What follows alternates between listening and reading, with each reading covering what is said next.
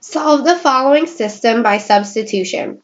So when solving a system using substitution, you ideally want one of the equations to have a variable solved for, or all by itself. Here in both equations, you do not have a variable solved by itself. So you have to force it that way. You have to rewrite one of your equations to get it that way.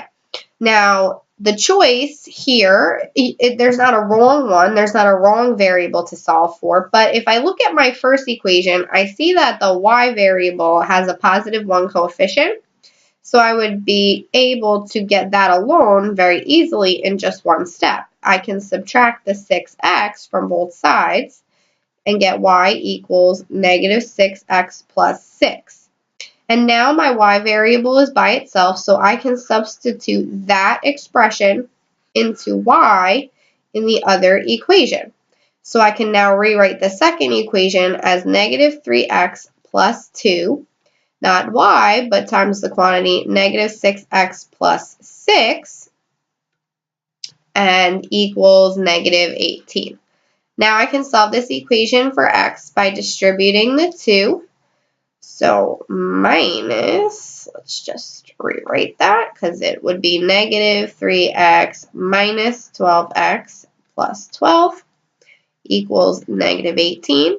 I can combine my like terms, so negative 3x minus 12x, negative 15x plus 12 equals negative 18.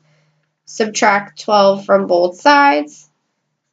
Get negative 15x equals negative 30, and divide both sides by negative 15 to get that x equals 2. So x equals 2 is 1/2 of our solution. It's the x value, but now we can take that value and substitute it into one of the original equations for x. I'm going to choose the first equation, 6x plus y equals 6. So it'll be 6 times 2 now, the value we found, plus y equals 6, and we can solve for y by simplifying to 12 plus y equals 6, and subtracting 12, so y equals negative 6. So putting our two answers together, we get the ordered pair 2, negative 6, and looking at our answer choices, that would be D.